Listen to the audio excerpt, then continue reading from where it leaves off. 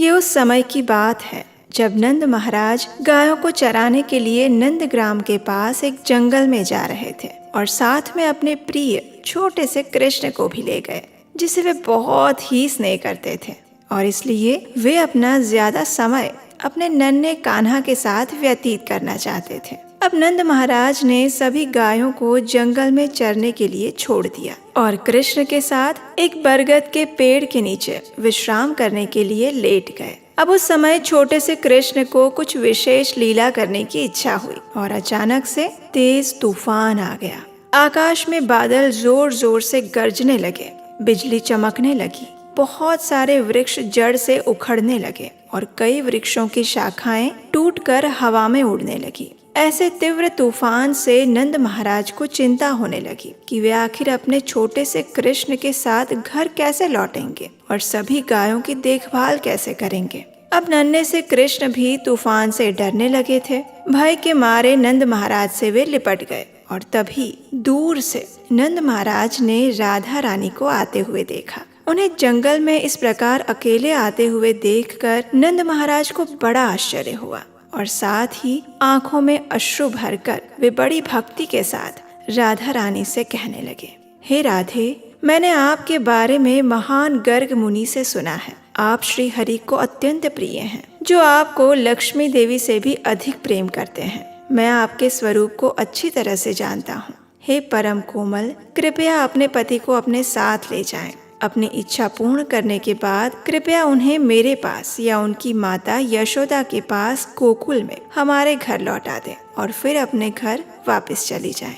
इतना कहकर नंद महाराज ने शिशु कृष्ण को राधा रानी के हाथों में सौंप दिया। अब नंद महाराज के वचन सुनकर राधा रानी मंद मंद मुस्कुराते हुए नंद महाराज से कहने लगी, हे तात, अपनी पूर्व स्वीकृति के कारण आप हम दोनों को एक साथ देख पा रहे हैं। गर्ग मुनि की कृपा से ही आप हमें समझ पा रहे हैं। ये बात आप किसी और को मत बताइएगा।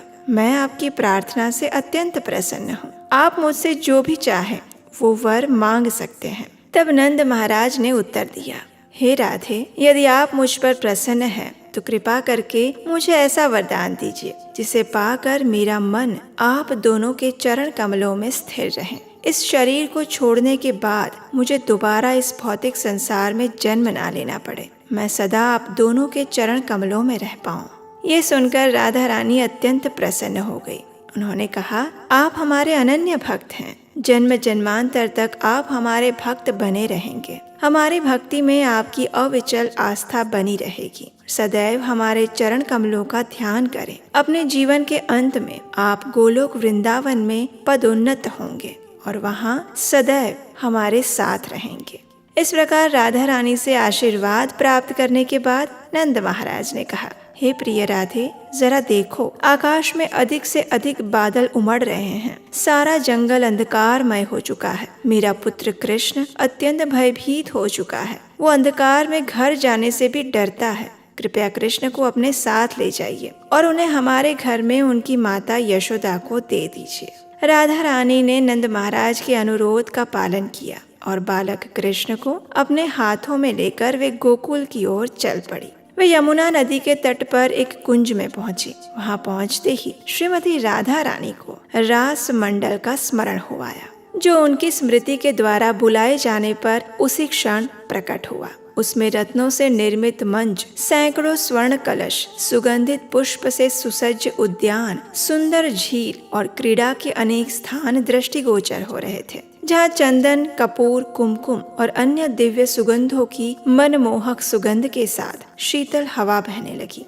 कला की कई सुंदर कृतियां कुंज की शोभा बढ़ा रही थी और दिव्य सुगंधित जल और सुपारी से भरे हुए सुवर्ण कलश यहाँ वहाँ रखे हुए थे। और इतने में ही राधा रानी को अनुभव हुआ कि कृष्ण अदृश्य हो गए हैं। राधा रानी रोते हुए कहने लगी, कहाँ है मेरे प्राणनाथ? हे प्राणनाथ, कहाँ है आप?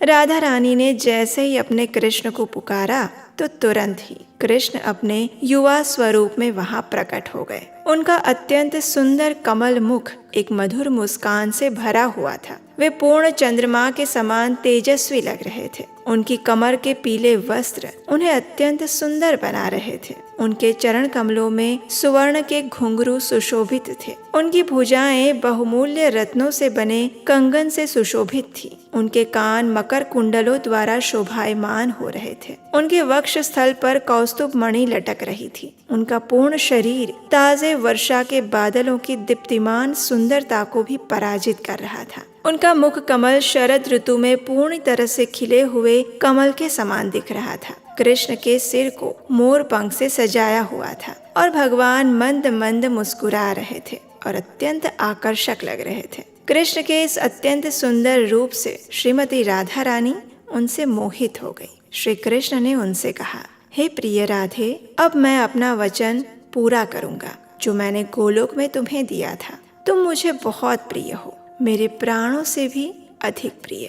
तुम में और मुझ में कोई भेद नहीं है। जिस प्रकार दूध की सफेदी दूध से अलग नहीं की जा सकती, वैसे ही तुम और मैं कभी अलग नहीं हो सकते। जैसे ही कोई व्यक्ति रा अक्षर का उच्चारण करता है, मैं तुरंत उसे स्थिर भक्ति प्रदान करता हूँ, और जैसे ही किसी के मुख से धा अक्षर निकलता है, उस ध्वनि कंपन सुनने के लिए मैं उसके पीछे दौड़ता हूँ। जो कोई तुम्हारा नाम लेता है राधा, मैं उससे अधिक आकर्षित हो जाता हूँ। जो मुझे षोडश उपचार से पूजता है, ब्रह्मा, शिव, शेष, नारायण, कपिल, गणेश, धर्म, कार्तिकेय, सावित्री, दुर्गा, लक्ष्मी, सरस्वती, ये सभी मेरे प्राणों के समान हैं। लेकिन तुम मेरे लिए प्राणों से भी बहुत ज्यादा अधिक हो। ये सभी अलग अलग स्थानों पर रहते हैं, किंतु तुम एक ही स्थान पर रहती हो, और वो है मेरा हृदय।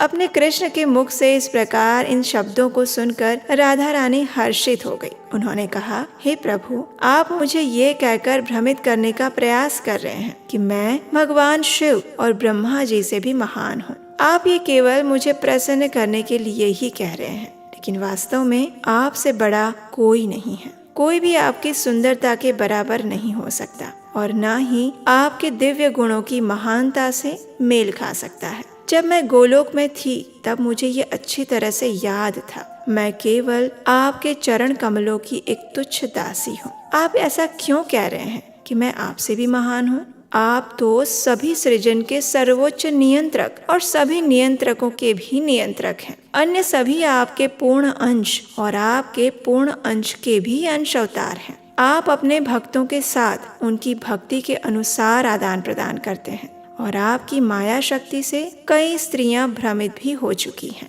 क्योंकि मैं आपके नित्य संगिनी हूँ, इसलिए मैं आपसे कभी भी अलग नहीं रह सकती। राधा रानी की ये बात सुनकर कृष्ण ने उनसे कहा, हे राधिके, कृपया यहाँ एक क्षण प्रतीक्षा करें। मैं आपकी इच्छा अभी पूर्ण करूँगा। तब कृष्ण ने मन में ब्रह्मा जी को याद किया, और उसी क्षण वे सत्यलोक से वहां आ पहुंचे। उन्होंने भगवान श्री कृष्ण के चरण कमलों में अत्यंत विनम्रता से प्रणाम करते हुए उनकी स्तुति की। फिर उन्होंने श्रीमती राधा रानी को भी विनम्रता से प्रणाम किया, और अपने कमंडलों में रखे हुए जल से श्रीमती राधा रानी के चरण कमलों को प्रक्षालित किया। फिर उनके समक्ष खड़े होकर ब्रह्मा जी ने कहा, हे भगवती कृष्ण प्रिया, कृपया मेरा विनम्र प्रणाम स्वीकार करें। भगवान कृष्ण की अहेतुकी कृपा के कारण मुझे आपके चरण कमलों के दर्शन प्राप्त हुए हैं। मैंने पुष्कर सरोवर के तट पर 60,000 वर्षों तक श्री कृष्ण के चरण कमलों का ध्यान करते हुए कठोर तपस्या की है, और इससे प्रसन्न होकर भगवान मेरे सामने प्रकट हुए और मुझे मनचाहा वरदान मांगने का आदेश दिया था। मैंने तुरंत भगवान से प्रार्थना की थी, हे मेरे प्रभु, यदि आप मुझ पर प्रसन्न हैं तो कृपया मुझे राधा रानी के चरण कमलों के दर्शन करने की अनुमति प्रदान करें। और तब भगवान श्री कृष्ण ने मुझसे कहा था, हे मेरे प्रिय, किसी भी समय तुम्हारी ये इच्छा अवश्य पूर्ण होगी। तुम मेरे साथ उनके दर्शन कर पाओगे। ये कहकर मेरे प्रभु वहाँ से अंतर्ध्यान हो गए थे, और अब मैं देख पा रहा हूँ कि मेरे प्रभु ने मुझे आपके चरण कमलों का दर्शन करने की अनुमति देकर मेरी मनोकामना पूर्ण कर दी है। हे माता, आप भगवान श्री कृष्ण के वाम भाग से प्रकट हुई हैं। आप सभी प्रकार से उनके समान हैं। मैं किसी ऐसे वैदिक साहित्य को नहीं जानता जिसमें राधा और कृष्ण में कोई भेद बताया गया हो। मैंने अनेक वेदों का निर्माण किया है। इन वेदों का अध्ययन करके मनुष्य महान विद्वान बन जाता है, लेकिन वेद भी राधा रानी की महिमा का गुणगान नहीं कर सकते, और इस प्रकार राधा रानी की महिमा महान विद्वानों को भी ज्ञात नहीं है। तो फिर सामान्य लोग तो आपकी महानता के बारे में कहाँ से समझ पाएंगे? आपकी महिमा का वर्णन कौन कर सकता है? मैं तथा भगवान महादेव, अनंत धर्मदेव भी आपकी असीम महिमा को पूर्ण रूप से नहीं जान सकते। हे देवी, कृपया मेरी अक्षमता के लिए मुझे दोष ना दे। कृपया हमें क्षमा करें, जिस प्रकार माता पिता अपने बच्चों को उनके अपराध करने पर क्षमा कर देते हैं। इस प्रकार ब्रह्मा जी ने श्रीमती राधा रानी तथा कृष्ण के समक्ष हाथ जोड़कर चुपचाप खड़े हो गए। राधा रानी ब्रह्मा जी की बातें सुनकर अत्यंत प्रसन्न हुई और उनसे कोई भी वरदान मांगने के लिए कहा। और तब ब्रह्मा जी ने राधा रानी से कहा, यदि आप मुझ पर प्रसन्न हैं तो मुझे आशीर्वाद प्रदान करें कि मेरा मन सदैव आपके चरण कमलों में स्थिर रहे। राधा रानी ने कहा, तथास्तु। वरदान पाकर ब्रह्मा जी ने भगवान श्री कृष्ण और श्री राधा रानी के चरण कमलों में प्रणाम किया। अब भगवान श्री कृष्ण के आदेश से ब्रह्मा जी ने अग्नि यज्ञ के लिए लकड़ी एकत्र की और जंगल में एकांत स्थान में यज्ञ की तैयारी की। भगवान कृष्ण और राधा रानी यज्ञ कुंड के पास बैठ गए। अग्नि प्रज्वलित कर ब्रह्मा जी ने उसमें आहुति दी और वैदिक मंत्रों का जप करने लगे। श्रीमती राधा रानी और श्री कृष्ण ने यज्ञ कुंड की 7 बार परिक्रमा की और जब वे बैठ गए तो ब्रह्मा जी उन दोनों के हाथों को एक दूसरे के हाथों में रखा और उचित वैदिक मंत्रों का जाप करते हुए उन्हें एक सूत्र में बांध दिया। ब्रह्मा जी के आदेश का पालन करते हुए श्रीमती राधा रानी ने भगवान श्री कृष्ण के गले में पारिजात के पुष्प की माला पहनाई और फिर श्री कृष्ण ने भी एक माला राधा रानी के गले में पहनाई। अब राधा रानी कृष्ण के वाम भाग में बैठ गई और तब ब्रह्मा जी ने उन्हें प्रणाम किया और राधा रानी को भगवान श्री कृष्ण के हाथों में सौंप दिया। वे उनके सामने हाथ जोड़कर खड़े हो गए। अपना मस्तक उन्होंने नीचे झुका लिया, उसी प्रकार जैसे एक पुत्री का पिता अपनी पुत्री का कन्यादान देते समय अत्यंत विनम्रता पूर्वक व्यवहार करता है। इस प्रकार ब्रह्मा जी ने राधा रानी को श्री कृष्ण को समर्पित किया और पूर्ण भक्तिमय होकर अपने मन की संतुष्टि होने तक श्री कृष्ण और राधा रानी के गुणगान गाए।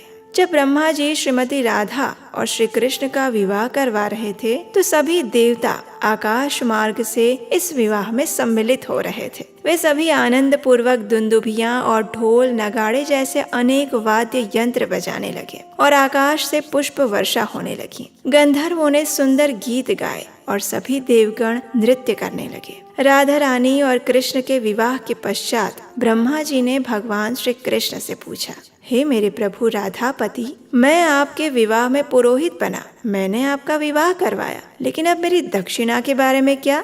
हे प्रभु, कृपया मुझे आप दोनों के चरण कमलों की स्थिर भक्ति दक्षिणा के रूप में प्रदान करें। भगवान श्री कृष्ण से ये आशीर्वाद भी प्राप्त करके ब्रह्मा जी ने उन दोनों को प्रणाम अर्पित किए और फिर अपने लोक सत्यलोक में चले गए। श्रीमती राधा और माधव ने यमुना के तट पर एकांत कुंज में अपनी मधुर लीलाएं आरंभ की। अपनी लीलाओं के दौरान राधा रानी के केश बिखर गए। भगवान श्री कृष्ण ने बड़े स्नेह से उनके केश बांधे और उन्हें फूलों से सुंदर रूप से सजाया। श्री कृष्ण के केश भी बिखरे हुए थे। श्रीमती राधा रानी ने भी श्री कृष्ण के केश सजाने की इच्छा की और जैसे ही उन्होंने ये इच्छा की, तुरंत भगवान श्री कृष्ण ने अपना युवा रूप त्याग दिया और अपने शिशु रूप में प्रकट हो गए, जैसा राधा रानी ने श्री कृष्ण को नंद महाराज के हाथों से प्राप्त किया था। अब ये देखकर राधा रानी भगवान के युवा स्वरूप से वियोग का अनुभव करने लगी और रोते रोते वे मूर्छित होकर जमीन पर गिर पड़ी। तभी आकाश से एक अदृश्य ध्वनि सुनाई दी, तुम क्यों रो रही हो? भगवान श्री कृष्ण के चरण कमलों का स्मरण करो, तुम्हारे सारे दुख दूर हो जाएंगे। तुम सदैव मध्य रात्रि में रास मंडल में उनसे मिल पाओगी और फिर भी तुम्हारी छाया अपने घर में तुम बनकर ही रहेगी। वहाँ तुम्हें भगवान माधव का सानिध्य मिलेगा और इस प्रकार भगवान तुम्हारी मनोकामनाएं पूर्ण करेंगे। अब तुम भगवान का ये शिशु रूप लेकर गोकुल जाओ। ये दिव्य वाणी सुनकर वृषभानु की पुत्री राधा रानी भगवान के शिशु रूप को गोद में लेकर गोकुल चली गई। श्रीमती राधा रानी योग माया से भिन्न नहीं है। वे मन की तीव्र गति से गोकुल पहुंचकर माता यशोदा के सम्मुख खड़ी हो गई। राधा रानी वर्षा से पूरी तरह भीग चुकी थी और ठंड से कांप रही थी। उन्होंने योग माया के रूप में रोते हुए शिशु कृष्ण को माता यशोदा की गोद में सौंप दिया। राधा रानी ने यशोदा माँ से कहा, हे माता, आपके पति चरागाह में थे, ये बालक उनके साथ था और उसी समय अचानक बहुत तेज तूफान आ गया। हवा तीव्रता से बहने लगी, बिजली चमकने लगी, चारों ओर अंधेरा छा गया और नंद महाराज भी अत्यंत भयभीत हो चुके थे। उन्होंने मुझे ये बालक आपको देने के लिए कहा था। मैं इसे बड़ी कठिनाई से अपनी गोद में लेकर आपके पास आई हूँ। इसका पूरा शरीर ठंड से कांप रहा है। आपका पुत्र भीग चुका है, कृपया इसके शरीर को पोंछें और इसकी देखभाल करें। ये कहकर राधा रानी अपने गांव रावल की ओर चली गई। माता यशोदा अपने प्रिय पुत्र को वापस पाकर बहुत प्रसन्न हुई। उन्होंने कृष्ण का पूरा शरीर पोंछा, उन्हें मलाई, मक्खन, मिठाई और गर्म दूध पिलाया और फिर उन्होंने कृष्ण को सुला दिया।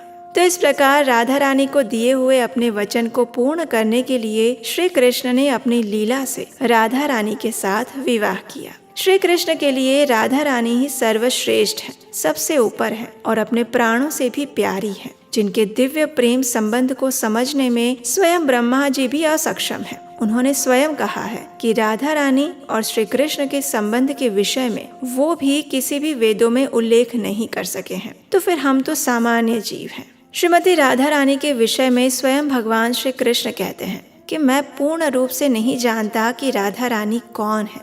तो इसलिए भगवान श्री कृष्ण और श्रीमती राधा रानी की इन दिव्य लीलाओं को हम कभी भी नहीं समझ सकते, विशेषकर हमारी भौतिक, बद्ध और मलिन इंद्रियों द्वारा। इसलिए जब कभी भी हम इन दिव्य लीलाओं का श्रवण करते हैं तो हमें कभी भी अपनी भौतिक बुद्धि से इसे समझने का प्रयास नहीं करना चाहिए और ना ही हमारे जीवन के साथ इसकी तुलना करनी चाहिए, क्योंकि इससे सबसे बड़ा अपराध हम श्रीमती राधा रानी की ओर करते हैं। जिस राधा तत्व को बड़े बड़े ऋषि, मुनि, शिव जी, ब्रह्मा जी और स्वयं भगवान श्री कृष्ण नहीं समझ सकते, ऐसी राधा रानी को हम सिर्फ और सिर्फ हमारा विनम्र प्रणाम और प्रार्थनाएं ही अर्पित कर सकते हैं। हमें केवल श्रीमती राधा रानी से श्री कृष्ण की शुद्ध भक्ति के लिए ही प्रार्थना करनी चाहिए, क्योंकि श्रीमती राधा रानी की कृपा से ही हम भगवान श्री कृष्ण की शुद्ध प्रेमा भक्ति प्राप्त कर सकते हैं। तो हमें आशा है कि आपको श्रीमती राधा रानी और श्री कृष्ण के दिव्य प्रेम की ये कथा अच्छी लगी होगी। आने वाले समय में ऐसी ही सुंदर कथाओं को सुनते रहने के लिए आपके अपने इस चैनल को याद से सब्सक्राइब कर लीजिए। और हाँ, अगर आप चाहते हैं कि इन सुंदर प्रमाणभूत वैदिक कथाओं के माध्यम से हमारे सनातन वैदिक धर्म का अधिक से अधिक प्रचार होना चाहिए,